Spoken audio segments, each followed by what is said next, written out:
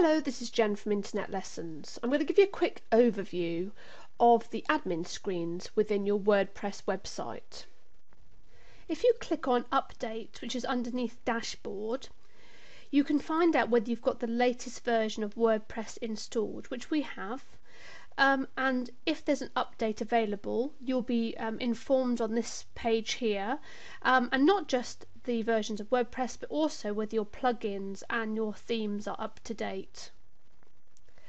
So what we have is, at the moment we're showing the dashboard, and the dashboard is showing us the status of our website at the moment. We have one post, one page, one category, and a comment which has been approved. Now these were automatically generated when you installed WordPress, and they will give you an option then to have a look and see how the structure of the WordPress websites work.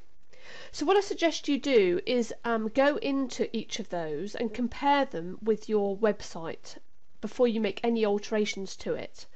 And the easiest way that I would suggest that you do that is to open up another tab and type in your domain name for your website, and then have the website open side by side in another tab so you can compare the two.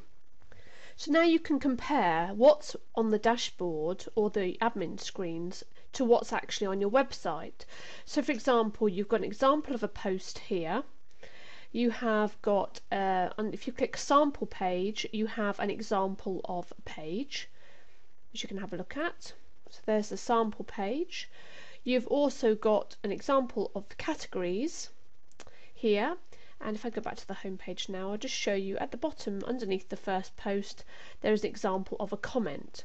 So I suggest you go and perhaps play around with those entries before you start creating your website and adapting it to the way you want it to be, just to familiarise yourself. So if I go back to the dashboard now, you can see that you can create quick posts by using the quick press option, or you can click on the post menu by clicking on the arrow and adding posts that way. You can upload media, so you can create your own media library for your WordPress site.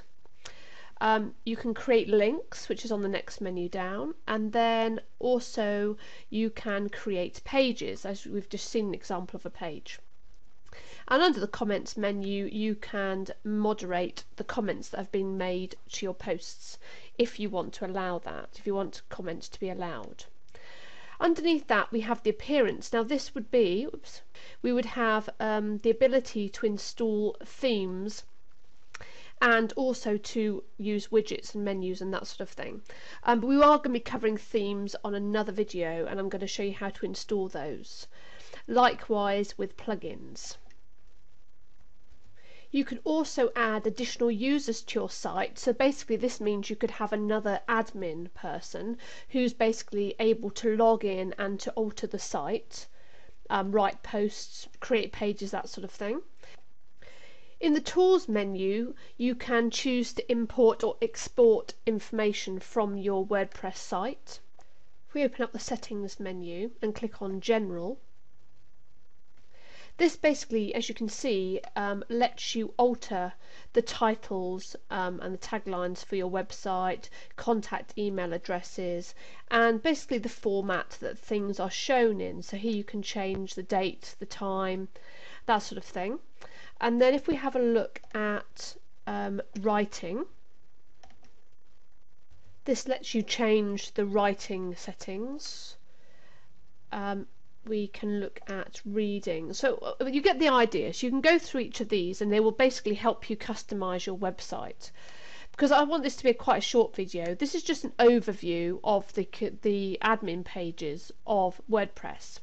But I suggest you go in and have a look at these.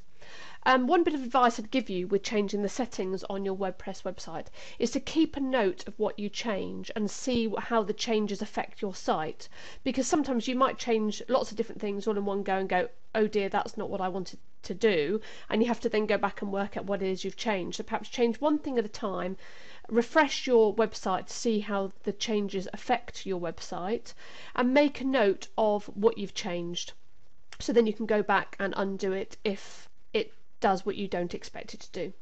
Anyway, go in and explore the admin pages, and I'll see you in the next video. Thanks for watching.